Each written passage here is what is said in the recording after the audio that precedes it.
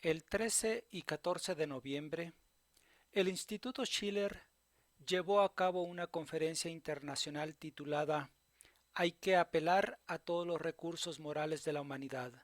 La humanidad debe ser la especie inmortal. La fundadora y presidente del Instituto Schiller, Helga Sebler-Rusch, abordó la crisis existencial que enfrenta Afganistán como una prueba de moralidad de la humanidad. ¿Vamos a crear un nuevo paradigma de paz y cooperación por el bienestar de todos?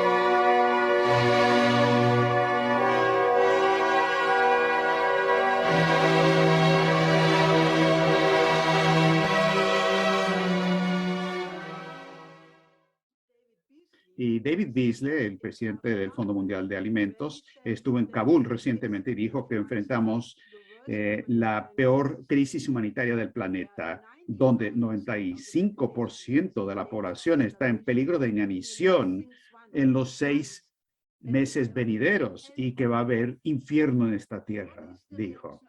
¿Y cuál es la reacción en Occidente? Después de 20 años de guerra, el costo para Estados fue de $2 billones y tenemos que añadir a eso lo que costó en otros países de la OTAN. Dejó al país totalmente destruido y ahora Occidente está congelando $9.000 millones por parte del Tesoro de Estados Unidos, 430 millones de Commerzbank, cantidades parecidas por Bundesbank y el Banco de Pagos Internacionales y así por el estilo. Y su argumento es que si el Talibán no cumple con ciertas condiciones, ese dinero no se va a entregar. ¿Qué piensan que va a pasar cuando más de 30 millones de personas en Afganistán están por morirse de hambre y congelarse de frío? ¿Cuántos millones van a tratar de llegar a Europa? Según la Organización Mundial sobre la Migración, ya a fines del 2020 habían 281 millones de migrantes en el mundo. Además, unos 55 millones migrantes desplazados dentro de sus propios países. Eso suma 336 millones de refugiados. Y con una población de Estados Unidos de 329.5 millones, estamos hablando de 6 millones de personas más que la población entera de Estados Unidos.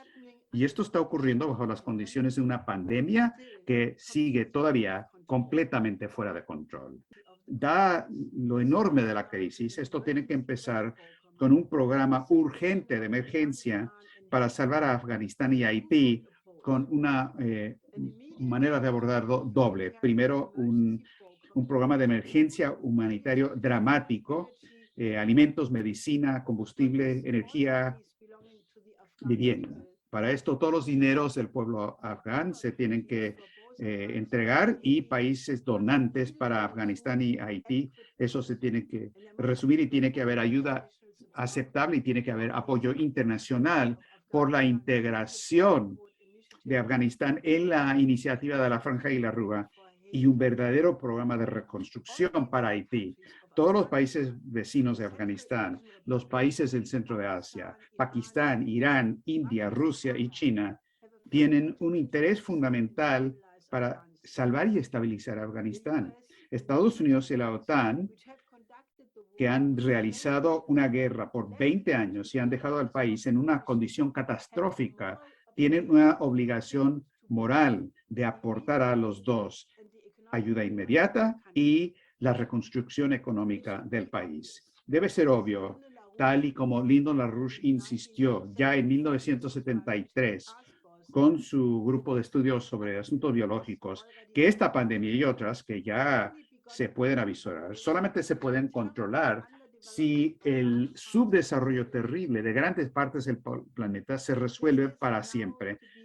Esto ahora se tiene que lograr, empezando con la construcción de un sistema sanitario moderno en todas las naciones del planeta, con una prioridad de primer orden en Afganistán, en Haití, pero claro también en Yemen, Siria y todos los otros países que padecen necesidades terribles. Para Afganistán lo debemos llamar Operación Avicena, conocido como Ibencina o Avicena, porque esta figura sobresaliente representa la tradición más orgullosa de este país. Hay fuentes históricas diferentes que debaten si solamente el padre de él, Abdullah, nació en Balkh o si también Avicena nació ahí. Eso queda dentro de Afganistán. Otros dicen que podría ser en Uzbekistán o Persia e Irán, pero no importa. Él es hijo del área de Bactrien, lo que antes se llamaba la Tierra de las Mil Ciudades, alrededor de los tiempos de la antigua civilización griega. Avicena nació en 1980 después de Cristo y murió en 1037. Es y se reconoce como el padre de la medicina moderna. También fue filósofo, geólogo, astrónomo, estudió terremotos y la formación de nubes, métodos de química, como por ejemplo cómo producir azufre. Estudió también, fue un gran poeta, escribió obras de teatro, pero especialmente en medicina hizo avances absolutamente revolucionarios. Por ejemplo, identificó la función de los diferentes órganos, el pulso, la conexión entre los nervios y el movimiento de los músculos. Descubrió la meningitis, cáncer de la mama, ictericia, cálculos de la vesícula biliar. Hizo todo un cálculo de la medicina. Fue el primero que desarrolló la psicoterapia.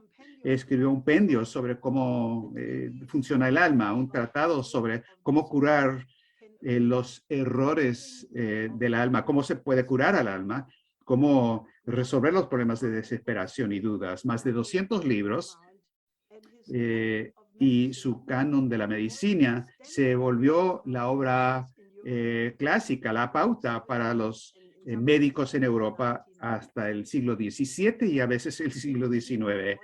Avicena también desarrolló un concepto metafísico integral. En la tradición de Platón, Al-Farabi, Al-Kindi desarrolló el concepto extremadamente importante de la existencia necesaria, el wajib al-wujud. Pido disculpas por cómo lo pronuncio, que en árabe quiere decir Dios. Todas las otras existencias solamente existen porque, según este concepto de la existencia necesaria, porque Dios los hace posibles. Esta idea de Avicena influenció a muchos pensadores en todas las religiones diferentes. También fue muy reconocido, entre otros, por parte de Dante, que lo menciona en El Convivio y la Divina Comedia, así como también Nicolás de Cusa en varios textos, como su defensa de la docta ignorancia en contra las críticas del profesor Wenck. Cusa dice, antes de Avicena, el divino Platón, en su Parménides, hizo un esfuerzo muy agudo para abrir el camino a Dios, porque cada imagen, en tanto imagen, no alcanza la verdad de su ejemplar. Cierra la cita. Así, Afganistán necesita urgentemente hospitales modernos, que se podrían construir en 2 semanas, como lo hicieron los chinos y lo demostraron en Wuhan. Y necesitan doctores modernos, educados. Muchos ahora en Afganistán están en Europa y en Estados Unidos. Necesitan enfermeras educadas, calificadas. ¿Y qué mejor manera de hacerlo que darle el nombre a este esfuerzo, el nombre de Avicena, para recordar la tradición de uno de los mayores pensadores de la historia universal? Avicena es a la vez la conexión entre la tradición humanista del mundo europeo e islámico porque todas las ideas de la antigua filosofía griega que aportaron a su trabajo, que él a su vez hizo y tuvo una influencia fundamental en el mundo internacional y muchos pensadores en muchos países. Así que hagamos el esfuerzo de lograr que la ayuda internacional existan para construir un sistema moderno de salud de emergencia a nombre de Avicena. Y al comprometernos a eso, nosotros en Occidente quizás podemos recuperar la integridad y la condición moral que requerimos para salir de esta crisis. Y recordemos entonces a los grandes pensadores de nuestras tradiciones y juntarnos en este gran esfuerzo. La operación Avicena también se tiene que volver el inicio de la cooperación entre Rusia, China, Estados Unidos y las naciones de Europa en el esfuerzo por salvar a Afganistán. Y si podemos sobreponernos a las ideas geopolíticas en esta misión conjunta, esto se puede volver uno de los pasos urgentemente requeridos para construir confianza y crear un nuevo modelo de las relaciones internacionales a nivel estratégico, para abordar y resolver todos los problemas de proporciones bíblicas, como dijo David Beasley del Programa Mundial de Alimentos, la hambruna mundial, la pandemia, la crisis de los migrantes, pobreza hacia el subdesarrollo de miles de millones de personas. La cooperación con la iniciativa de la Franja y la Ruta es el único marco práctico y ya disponible para las soluciones. Como dijo Helga anteriormente, es fundamental que tengamos ayuda humanitaria ahora, que los problemas agudos se tienen que resolver sin demora. Es algo que las Naciones Unidas comparte eso y tratamos de ayudar a aumentar la ayuda humanitaria. Hay un régimen de sanciones que sí impide aumentar la ayuda humanitaria. No estamos hablando de eliminar las sanciones, estamos alterándolas o revisándolas, pero es importante tomar decisiones en base a exenciones que puede permitir que agencias humanitarias y otros trabajen mejor en el territorio de Afganistán. Es fundamental que las decisiones se tomen para descongelar los activos de Afganistán. La ayuda humanitaria es solamente un parche. Así es que el dinero tiene que fluir al país y para que se puedan pagar los salarios en este momento. No obstante que mucha gente está trabajando por el gobierno y esto para Estados Unidos es un gran impedimento, pero hay maestros, doctores y gentes que trabajando en los servicios básicos deberían recibir su dinero. Si no, es muy peligroso en cuanto al desplome del país y más gente va a huir del país. Es importante que hagamos todo lo posible. Tener una población bien educada que representa la llamada inteligencia de Afganistán, los que no se han ido hasta ahora hay que mantenerlos en el país, porque sin ellos va a ser difícil hablar de un Afganistán estable. Sé que hay esfuerzos por parte de Estados Unidos de resolver estas cuestiones. Es muy triste que es en cuanto a dinero del Banco Mundial y la idea de que la idea de descongelar recursos está totalmente en sus manos y esperamos que ellos entiendan que los riesgos que se corren si no nos movemos rápidamente para ayudar en Afganistán. Pero sí hay un espacio para la cooperación y si nos sobreponemos a los problemas de la desconfianza, por lo menos hasta cierto punto,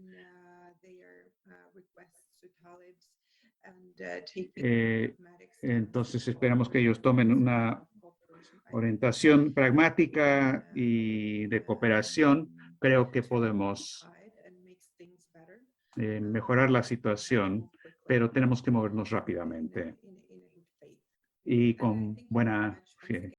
Y si no investigamos qué pasó en Afganistán realmente, qué falló en Afganistán.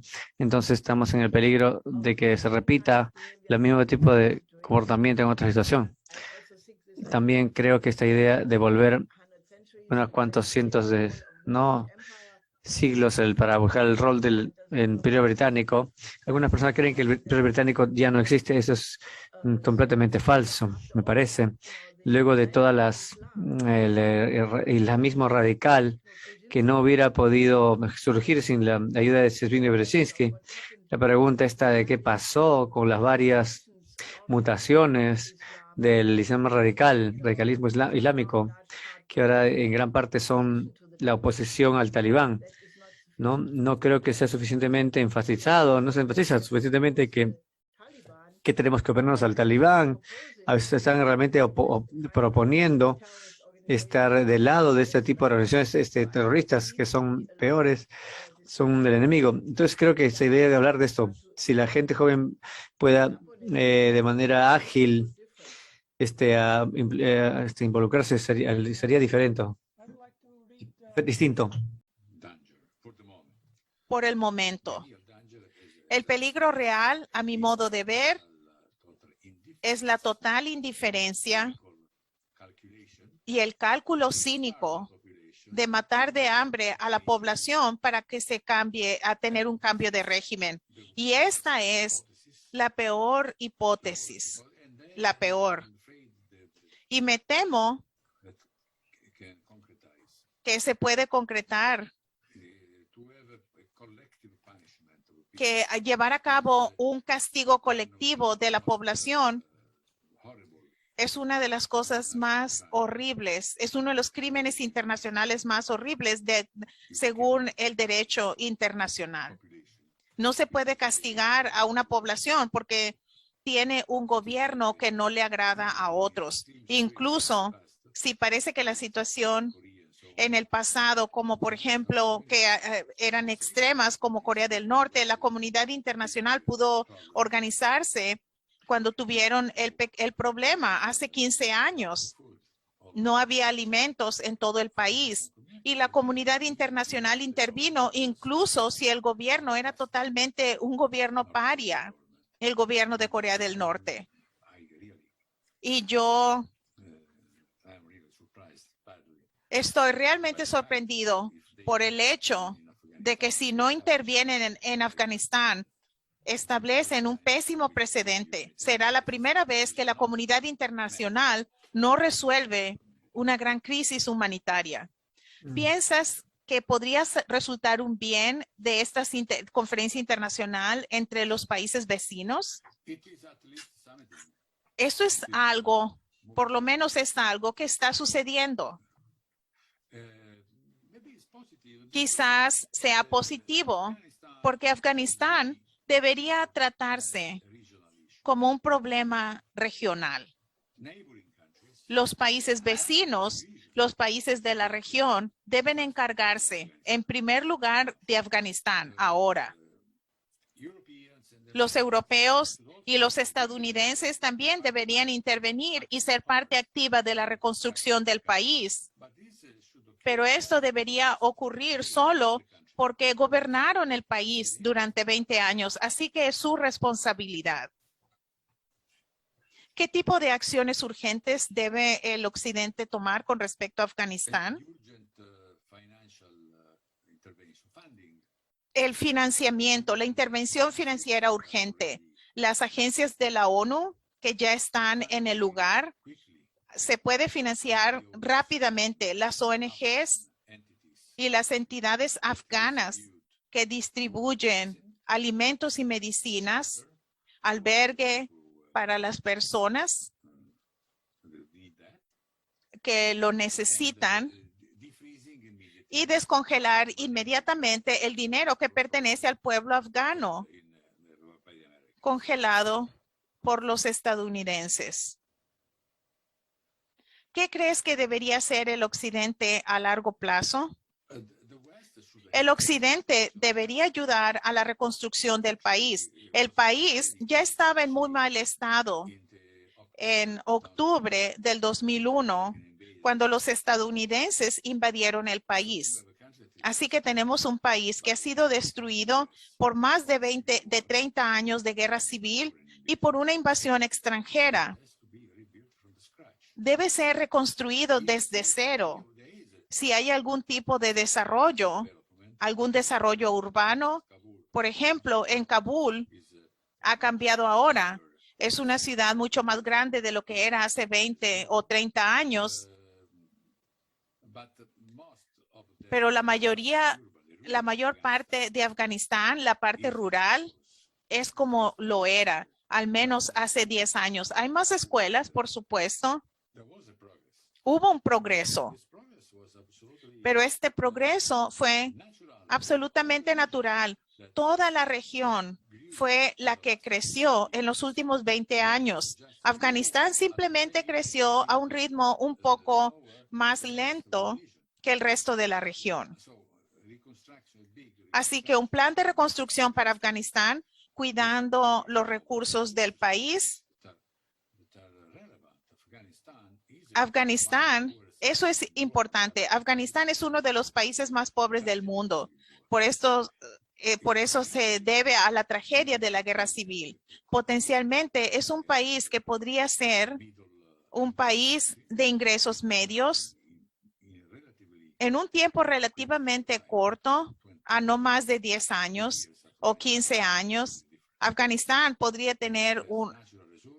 ser completamente, tiene recursos naturales, tiene muchos emigrados, gente que puede volver trayendo muchos recursos, y también es un país con un gran potencial, particularmente en la agricultura y en la pequeña industria. ¿Cree que la hostilidad geopolítica de Estados Unidos y Europa, el occidente en general contra Rusia y China, es un obstáculo para la cooperación para reconstruir Afganistán?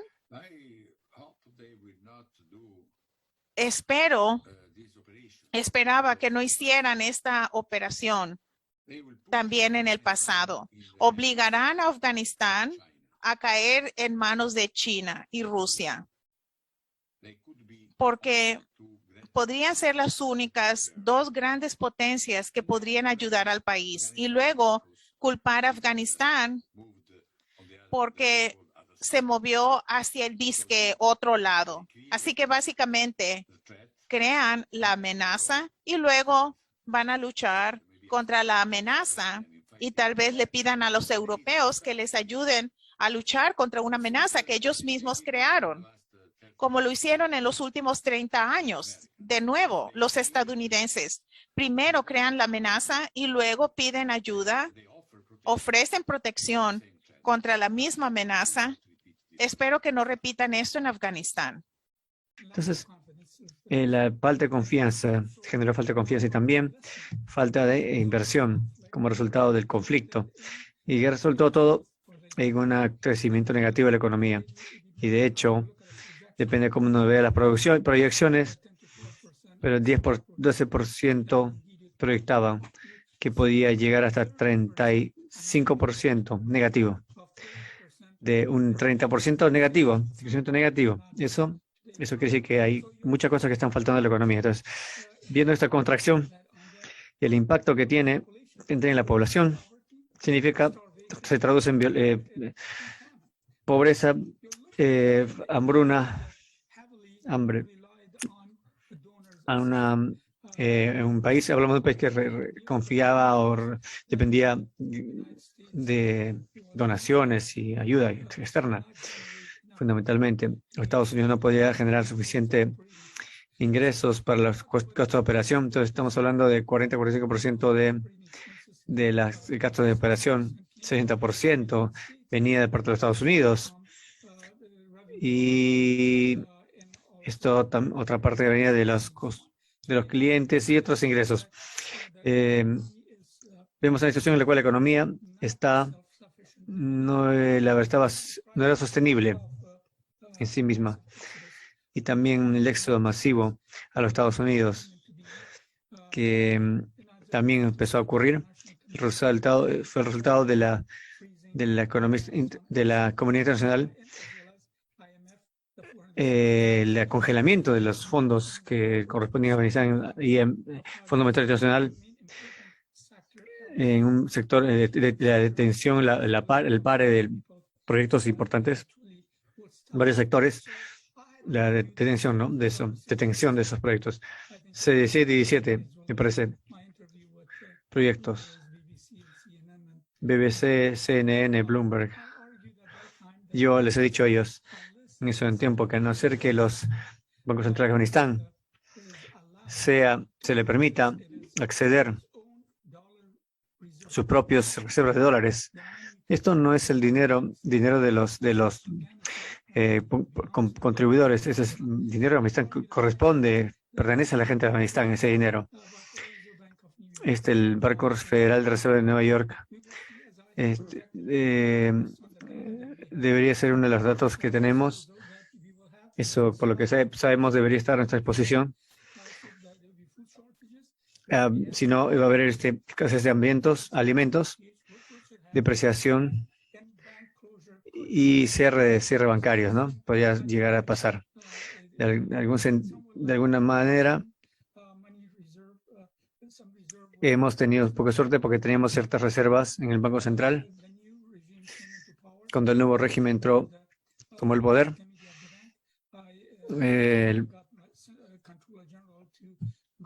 le dijeron que podían leer autorización para que procedieran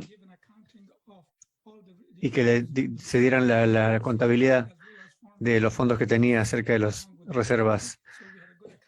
Entonces teníamos una buena ya contabilidad de lo que existía cuando ingresó el nuevo gobierno, ¿no? Contábamos con la contabilidad antes de...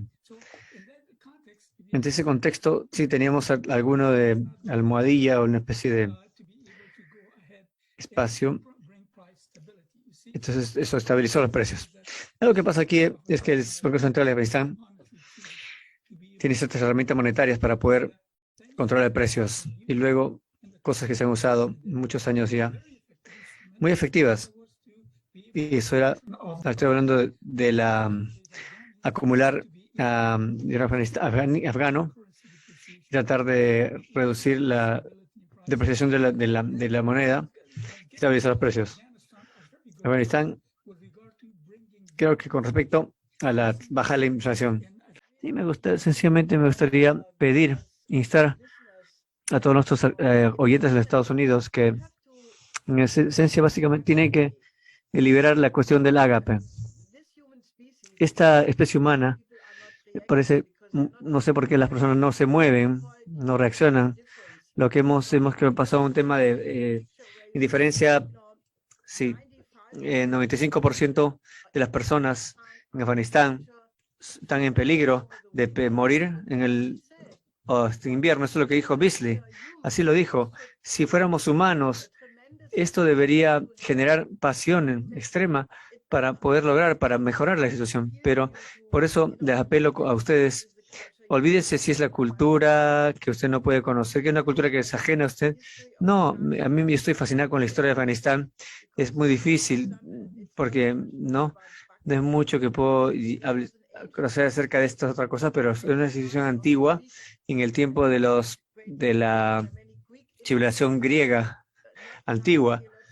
No se ha hecho suficiente trabajo arqueológico, pero en todo caso hay un montón que descubrir.